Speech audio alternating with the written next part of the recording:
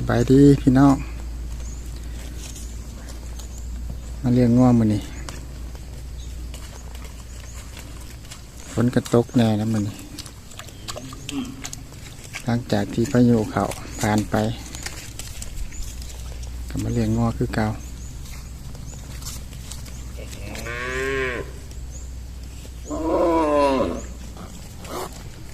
เลี้ยงในเดินมื้อนี้อีแดงของมันมา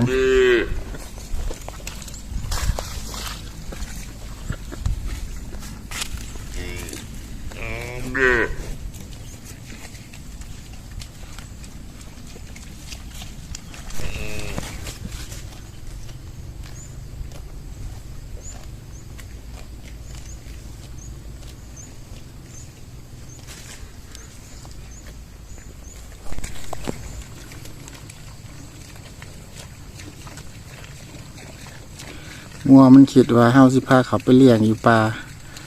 วันนั้นมันเขาไปถ่ายอยู่ประตูแหละ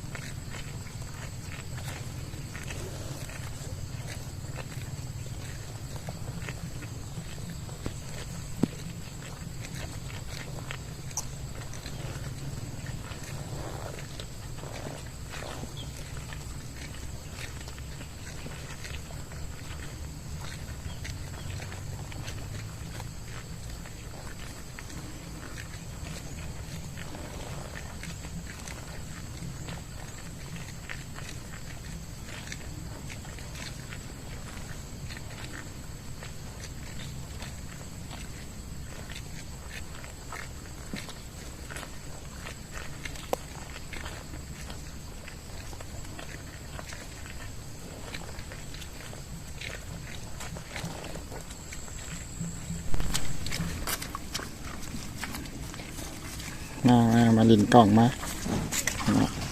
ตัวนี้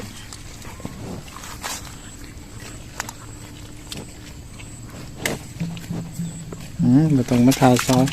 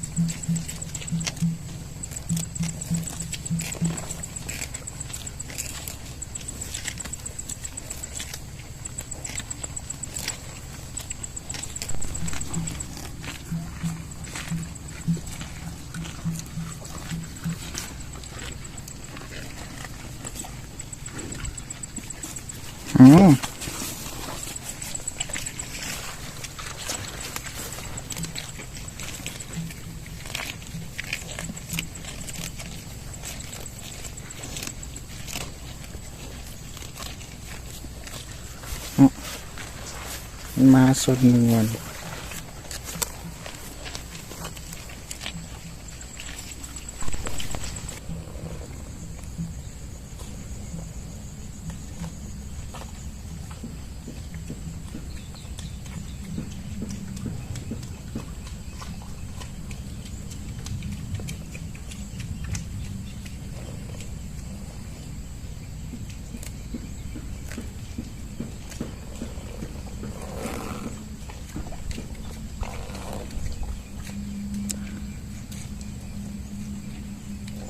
ปะให้มันเลาะกินแถวนี้ไปก่อน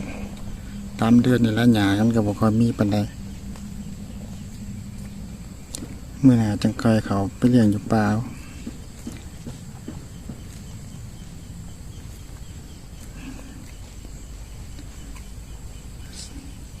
2 ตัวมันจะเข่า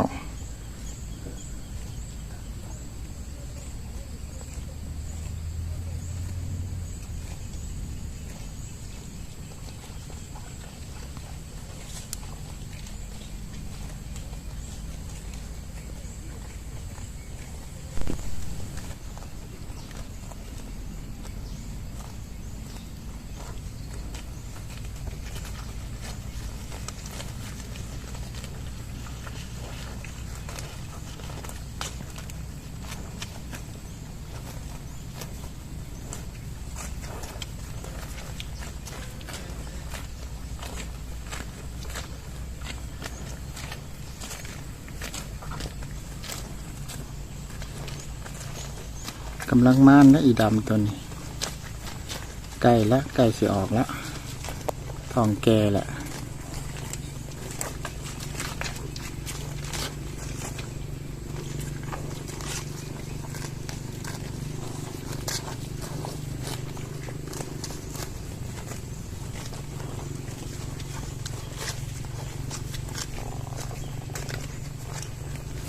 เลี้ยงอยู่เดินมาเนี่ยบริเขาเอาไปเลี้ยงอยู่ป่าฝนตกน่ะ